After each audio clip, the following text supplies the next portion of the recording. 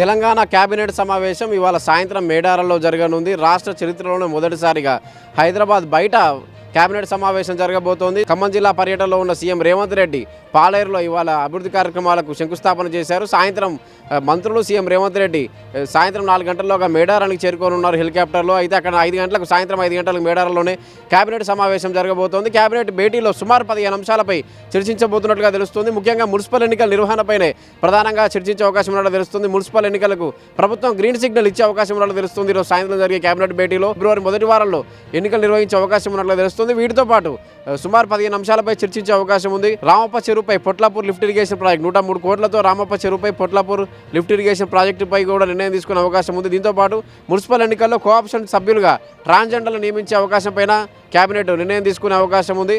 వచ్చే ఏడాది జరగబోయే గోదావరి పుష్కరాలకు సంబంధించి వాటిపైన నిర్ణయం తీసుకునే అవకాశం ఉంది. దాంతో బీసీల రిజర్వేషన్లు, రైతు భరోసా చెల్లింపులు వీటన్నిటిపైన కేబినెట్ భేటీలో చర్చించే అవకాశం ఉన్నట్లుగా తెలుస్తోంది. అయితే ఇవాళ సాయంత్రం 5 గంటల కేబినెట్ భేటీ జరగనుంది. ఆ తర్వాత సీఎం రేవంత్ రెడ్డి మేడారంలోనే బస చేయనున్నాడు. ఈరోజు రాత్రి రేపు ఉదయం 6:30 గంటలకి మేడారంలో ఏదైతే కొత్తగా నిర్మించిన సమ్మక్క సారలమ్మ గద్దెలను సీఎం రేవంత్ రెడ్డి ప్రారంభించినారు. ఆ తర్వాత చీర సారే బెల్లంతో వనదేవతలకు ఆయన మొక్కులు చెల్లించుకొని ఉన్నారు. అయితే సీఎం రేవంత్ రెడ్డి పర్యటన నేపథ్యంలో మేడారంలో ట్రాఫిక్ ఆంక్షలు విధించారు. భారీ బందోబస్తు కూడా ఏర్పాటు చేశారు. సీఎం హెలిప్యాడ్, హరిత హోటల్, సభా ప్రాంగణం వద్ద 1600 మంది పోలీసులతో బందోబస్తు ఏర్పాటు చేశారు. డీజీపీ శివధర్ రెడ్డి కూడా సభా ప్రాంగణాన్ని, హెలిప్యాడ్ ప్రాంగణాన్ని కూడా పరిశీలించారు. అయితే ట్రాఫిక్ ఆంక్షలు కూడా విధించారు. ఈరోజు సీఎం రేవంత్ రెడ్డి మేడారం వెళ్ళబోతున్న సందర్భంగా ట్రాఫిక్ ఆంక్షలు కూడా ఇచ్చారు. వరంగల్ నుంచి మేడారం వెళ్లే వాళ్ళు పస్రా నార్లాపూర్ మీదుగా వెళ్లాల్సి ఉంటుంది. తాడ్వాయి మీదుగా వెళ్లేందుకు అవకాశం లేదని కూడా పోలీసులు చెప్తున్నారు. మొత్తంగా అయితే మంత్రి సీతక్క సీఎం రేవంత్ పర్యటనకు సంబంధించిన ఏర్పాట్లను పర్యవేక్షిస్తున్నారు.